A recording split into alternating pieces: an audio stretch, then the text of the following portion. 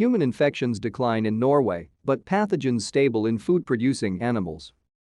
Most pathogens decreased in 2020 because of the COVID-19 pandemic and reduced travel, according to a report published by the Norwegian Veterinary Institute. Diseases transmitted between animals and humans are called zoonoses.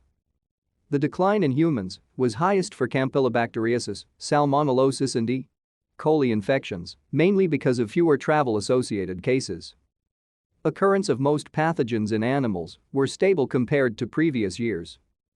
It was already known that reported outbreaks halved in 2020 to 23 compared to 46 the year before. Another report found foodborne diseases dropped overall, but there were domestic increases for Campylobacter, Cryptosporidium, and Yersinia. Salmonella and Campylobacter infections. The number of reported cases of salmonellosis decreased in 2020 to 440 compared to almost 2,000 in 2019. More than a quarter were caused by Salmonella enteritidis, followed by other types such as Typhimurium, Newport, and Stanley.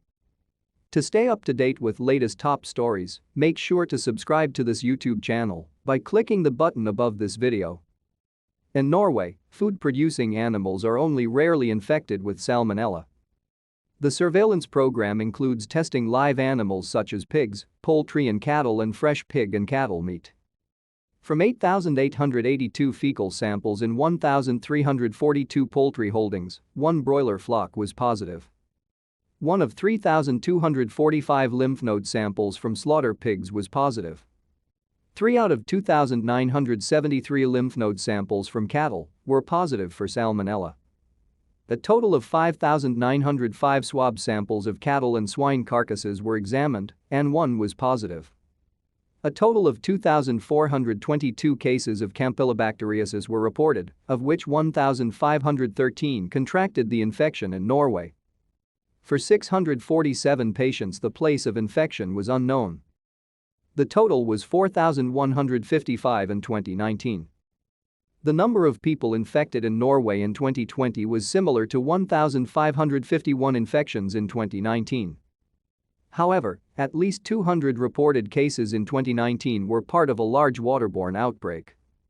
Without these cases, there is a slight increase in domestic infections in 2020, which might be associated with more people spending summer in Norway and in nature because of the travel restrictions.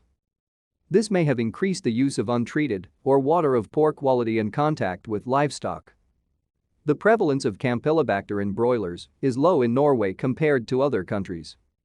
Surveillance in poultry showed that 115 flocks were positive for the pathogen. Carcasses from positive flocks were heat-treated or frozen for at least 3 weeks before being marketed. In total, 1,893 flocks from 490 farms were sampled. Of all farms, 86 had positive flocks, and of these, 24 had 2 or more positive flocks. This means that almost half of the positive flocks originated from less than 5% of the farms. E. coli, Yersinia, and Listeria. The number of reported E. coli infection patients decreased to 331 in 2020 compared to 511 in 2019. People developing hemolytic uremic syndrome, HUS, remained low at less than 10 cases per year.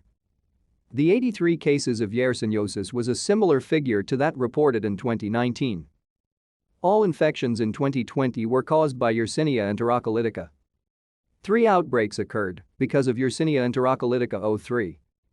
The largest was reported in June 2020 with 25 cases. Patient interviews showed 23 people had eaten a pre-washed salad product that contained baby spinach or spinach the week before illness. However, the source of infection could not be confirmed by microbiological testing. The source of the other 2 outbreaks could not be identified, but investigations indicated they were likely a food with a short shelf life and a pre-cut salad product, respectively. The number of listeriasis cases continues to increase, with 37 in 2020 versus 27 in 2019. 1 outbreak affected 4 people, but the source could not be identified. Listeria monocytogenes was detected in 4 sheep.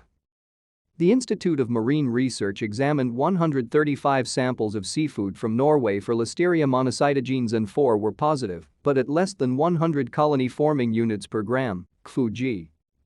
Another 57 samples of imported fish products were analyzed, and 4 were positive at levels below 100 Cpg.